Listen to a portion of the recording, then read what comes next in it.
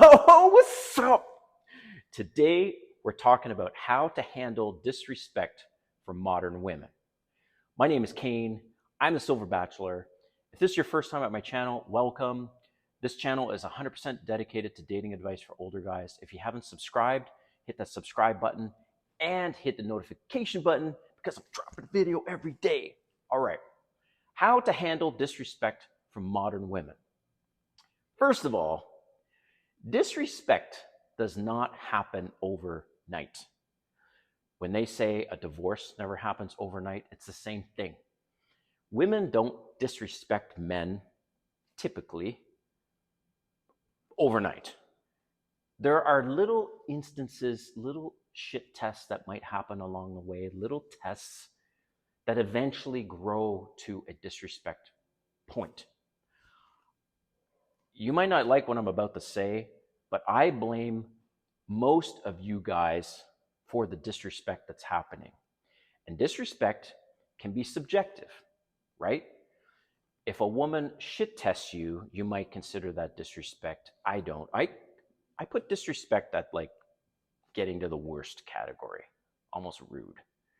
So this is what I want to clarify in this video is what is disrespect, first of all, how it happens, and then how you can deal with it. So disrespect is not the same as a shit test. It's not the same as a test. Every woman is going to test. They want to see what is your masculine frame ultimately. They want to know, is he in his masculine frame? And is he still in his masculine frame? And it's just female nature, and I'm sorry to break it to you guys, but you need to accept that. So disrespect is not what you might be thinking it is. So let me describe what disrespect is and isn't. So what it is not, right? Let's start with that. What disrespect is not is if she says, what do you want to do for our first date? And you say, I don't know. What do you want to do? And she comes back and says, well, I'm disappointed because I thought you would have something in mind. You might interpret that as, oh, she just disrespected me. That's not disrespect. That's a test, and you failed that test. And I'll talk about that a little more in the video. So just like if she refuses sex out of the blue, that's not disrespect. That's, again, another test. That's actually more of a shit test. So disrespect, to me, and feel free to drop a comment, let me know what you think. Disrespect is when she says, you're stupid, you're ugly, you're an idiot, or you're a little bitch. She might even laugh about it and go, oh my God, you're such a little bitch. That's fucking disrespect, right? And you need to check that right away and check it hard. Not physically, not raising your voice, don't get angry. But that's examples of disrespect. Or she says, you disgust me. Now, disrespect, as I've mentioned earlier, does not happen overnight. It's gradual, right? So at that point, it's so bad, she's already checked out if she's disrespecting you, and you need to make a very hard decision on whether you want to be with a woman that is now checked out because it's mostly your fault for not passing those tests and maintaining your masculine frame, right? Or so basically you have three options. One, you just accept that that's where it is and she's checked out. Two, you need to do some renovations internally, man, and fix that shit. Or three, you just bounce, okay? So how this happens over time, and you need to maintain your masculine frame over time to avoid that disrespect. There's exceptions, yes, she might disrespect you earlier on and say certain things, but then you check it. So I'll give you an examples of things that have happened to me, right? So first of all, a woman says, oh, great, I'd like to see you this weekend on Friday. What would you like to do? And you need to have two options of things that you'd like to do. And I'm not talking about going to Cheesecake Factory. I'm not talking about going to Applebee's. Like, I don't care what you guys think about this. You're thinking, oh, she should be just grateful that I'm going out on a date, I'm planning a date, and I'm taking her someplace. Well, she's not. That's modern women. You need to accept it. They are judging you from the very first moment of, is this guy high quality? Is he a protector? Is he a provider? And is he going to treat me with class, right? And respect?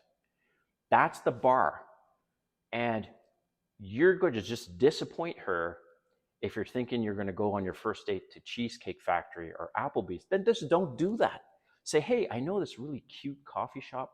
We can go there for lunch and have a coffee if you want, but they have also flights of wine.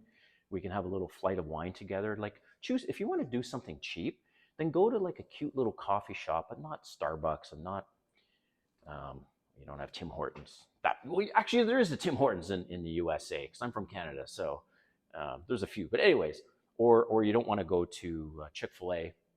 So if you don't want to go to those places, go to a coffee shop, like a quaint little independently owned coffee shop. Maybe there's a DJ there sometimes or whatever. It's kind of cool. There's couches. You can just chill. You can do that because she's judging you on that. So she says, what do you want to do on our first date? You have something planned. You give her two options. Say, hey, option number one, we can go here. It's really cute. There's a DJ, coffee shop. Option number two, I know you have a skateboard. This actually came up with me recently. I know you have a skateboard, so why don't I meet you on the belt line? I'll bring my scooter. We can go together, and then we can grab a beer someplace, or we can grab a drink someplace, something like that. So have a couple options, and then because women are expecting you to lead, they're expecting you to pick the place, know the time, be organized. The other thing is you need to offer them, ask them questions like, hey, just curious, what are your, do you have any dietary preferences, right? Because you want to be respectful of that. If you're going to go out in the evening and you think you're going to have some drinks, be considerate and say, hey, if you like, I can get your Uber to and from in case you want to have anything to drink. I just wouldn't want to be concerned of you driving home, as an example, right? So some other examples of tests would be you're in the car. Let's say you pick her up on the date. You're in the car and you have your music playing, whatever it is. Just don't play bluegrass or country music, right? I know you might love it, but very few women like country music and bluegrass unless you've already established that earlier in your conversations. Like, hey, what kind of music do you have? Which is actually a good thing to avoid because sometimes I forget. So I am a DJ and I do that for fun. I like EDM and I won't have something pumping, but I might have something kind of chill. And then the girl will say, oh, do you mind if we change the music? Because I'm just not a fan of it. This has happened to me. How you pass that shit test is you say, hey, yeah, no problem. Why don't we listen to this on the way there? And then we'll listen to your music on the way back. So you've passed that shit test by not changing the music right away, but you've compromised and said, hey, look, we'll play it on the way back. I did a full video on punishing her bad behavior. Basically, that was the shit test, bad behavior. So next level is, so those are tests, right, that I've given examples of. Shit tests would be something like this, which has happened to me on quite a few occasions, where you've had an amazing date, you've already had sex at this point, so you've had multiple dates, you've been seeing each other for a month, maybe a couple months, whatever. She comes over to your place, you make a great meal, you're cuddling on the couch, you're watching a movie, and maybe on the couch or maybe in the bed, she just drops a bomb on you and she says, we're not having sex tonight. That is a shit test. That's not disrespect. That's a shit test. So how I've almost always passed, I've always passed this one. Always passed. I'm just thinking for a moment if there was any times where I didn't pass it, and there haven't. How I react to it is I say, oh, is everything okay? And she will, of course, say, yeah, everything's fine. Now, this is assuming there's no plans the next day. She's going to stay over. It's not like she has to get up early or anything like that. So then I'll say, oh, is everything fine? And she'll say yes. And then I would say, well, I'm just a little surprised. I mean, we've had such a great night. Um, I don't know if I done anything wrong. And then this is exactly how it's going to play out. She's going to say, "No, you haven't done anything wrong, but it is my body, and I have a right to choose." Okay. How I've always responded, and I've said, oh, "Okay, sure. Well, you know, I'm disappointed, and to be honest, right now I feel like the vibe is very off, and which totally sucks. So, would you like me to get your Uber home?" Oh, hell. Yes. They will start to freak out. They might start to cry. They might start to get angry. They'd be like, "What the fuck? What do you mean you want to send me home?" All this stuff. Again, you just say, "Look, this is out of the blue, and I don't want you to feel uncomfortable. And maybe it just makes sense for you to go home." You start to talk about it more. She starts to try to, her brain is all confused, like, what the fuck is going on now? And guess what? You're going to end up having sex because you've just said to her, no, you're not going to do that. You're punishing her bad behavior. And how you're punishing it is you're saying, okay, sure, you have a right to choose. I respect that. But I also have a right to send you home. Right? Right?